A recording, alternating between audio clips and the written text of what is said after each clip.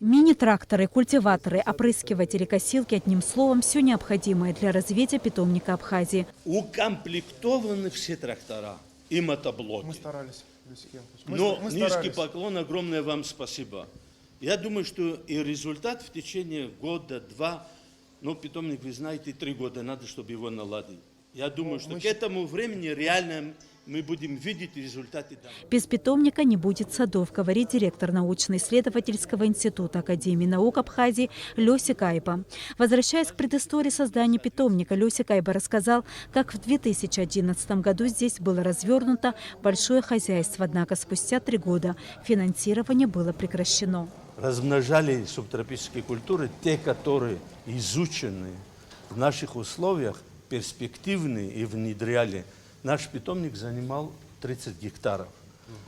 Но после 2014 года как-то вот сильно грамотные решили, что без этого можно обойтись. Я не хочу политику затрагивать. У нас пришлось законсервировать его. Но пришли к выводу, что не имея хорошего питомника, исходный материал у нас есть, и у нас изучены сорта свои, которые районированы в наших условиях маточными садами, но питомника не было. Но не было, потому что, во-первых, эта спецтехника нужна. Изучив все самое необходимое для выращивания растений в питомнике, руководство научно-исследовательского института обратилось с заявкой в Министерство сельского хозяйства Абхазии. И уже в рамках сотрудничества между Абхазией и Россией по развитию агропромышленного комплекса в Агудзеру безвозмездно была доставлена спецтехника. Для того, чтобы наладить работу питомника. А питомник нам сегодня нужен по той причине, что мы вот новые программы затеяли и с помощью России, и с помощью нашего бюджета.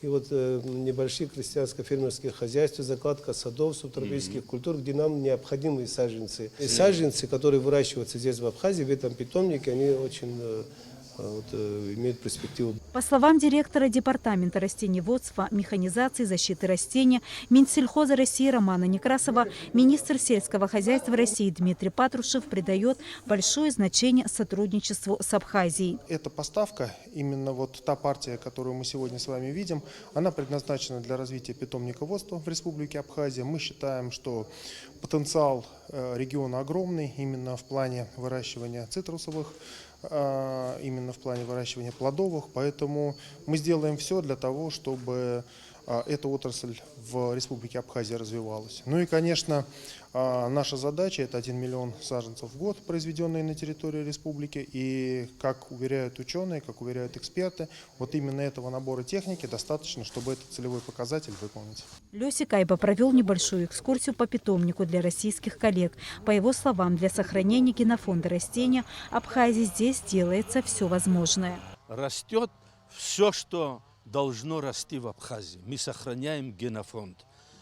Лучшие сорта цитрусовые, лучшие сорта косточковые, лучшие сорта семечковые, субтропические, это орехоплодные. Это все в наших условиях у нас находится. Не имея маточников, мы не можем создать питомник. Вот это то, что вы видите, это маточники. Нам не столько здесь плоды нужны, сколько здоровые черенки.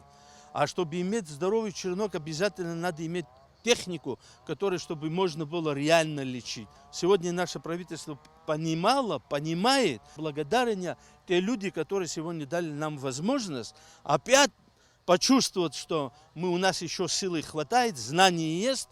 При таком поддержке, конечно, мы опять все сделаем. Техника, привезенная из России, позволит развивать садоводство, что, безусловно, положительно скажется на экономике страны, отметили специалисты в области сельского хозяйства. Дениза Герге, Алика Гухава, Абхазское телевидение.